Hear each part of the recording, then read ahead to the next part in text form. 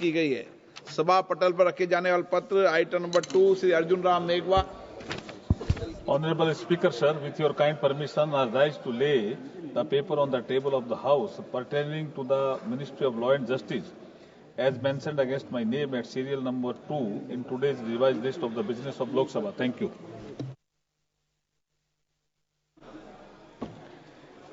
Item number 3 माननीय श्री प्रताप राव जाधव जी। माननीय अध्यक्ष जी, मैं आपकी अनुमति से आज की संशोधित कार्यसूची में मेरे नाम के सामने उल्लेखित विषय के संबंधित दस्तावेज सदन के पटल पर रखता हूं। आइटम नंबर 4 माननीय श्रीमती अनुप्रिया पटेल जी। Madam Chairperson, with your permission, I rise to lay on the table of the House papers mentioned against my name at serial number 4 in today's list of business.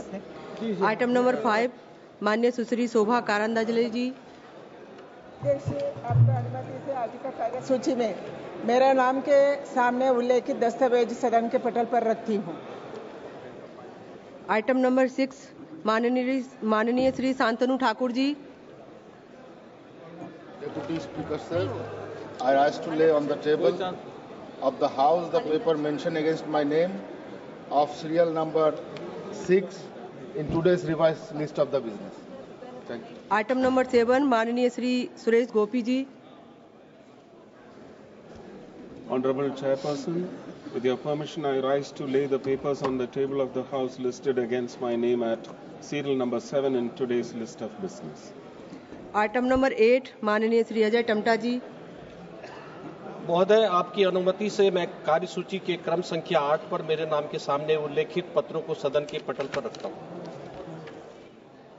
Item number 9 माननीय श्री संजय सेठ जी।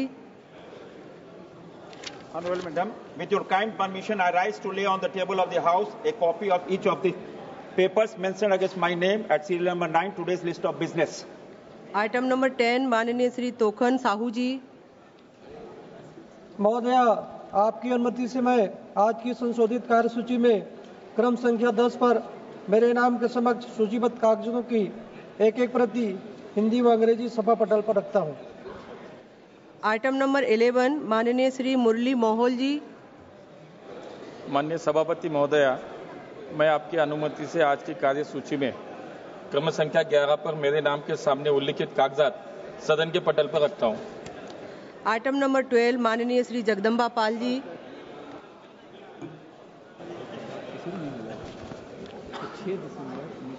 Ma'am, I rise to present the following reports.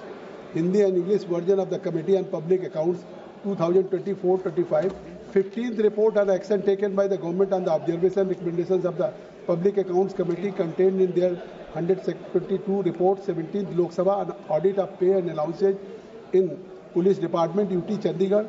16th report on action taken by the government on the observation recommendations of the Public Accounts Committee contained in their 133 report. 17th Lok Sabha on short closure of electrification works due to incomplete prerequisite works South East Central Railway.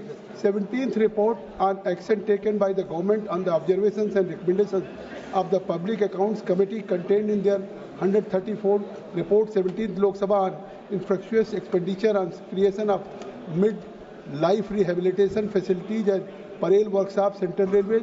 And 18th report on action taken by the government on the observations and recommendations of the Public Accounts Committee contained in their 139 report. 17th Lok Sabha on loss of revenue due to running of Suvidha Express train South Western Railway. Thank you, ma'am. Item number 13 माननीय doctor Nishikant Dubey ji.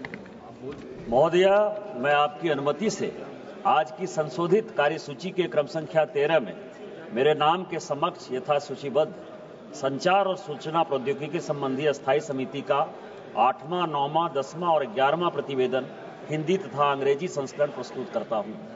Item number 14 माननीय श्री जनार्दन सिग्रीवाल जी। सभापति महोदया, मैं आज की कार्यसूची में मेरे नाम के सम्मुख यथा सूचीबद्ध पेट्रोलियम और प्राकृतिक गैस मंत्रालय के अनुदानों की मांगों 2025-26 के संबंध में पेट्रोलियम और प्राकृतिक गैस संबंधी अस्थायी समिति का दूसरा प्रतिवेदन हिंदी तथा अंग्रेजी संस्करण प्रस्तुत करता हूं। आइटम नंबर 15 माननीय श्री अनंत नायक जी।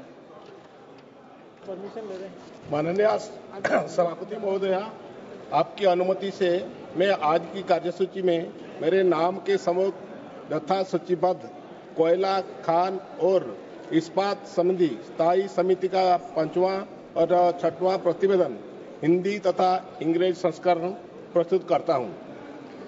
आइटम नंबर 16 माननीय श्री पठान यूसुफ जी। Madam, I rise to lay on the table the 188th, 189th and 198th reports, Hindi and English version of the Standing Committee on Commerce as listed against my name at serial number 16 in today's order paper.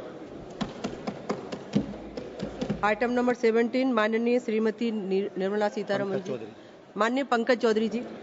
माननीय सभापति महोदय, मैं आपकी अनुमति से अपने वरिष्ठ सहयोगी श्रीमती निर्मला सीतारमण की ओर से 1 फरवरी 2025 को केंद्रीय बजट 2025-26 के साथ प्रस्तुत प्राप्ति बजट 2025-26 में शुद्धि के बारे में वक्तव्य देता हूं।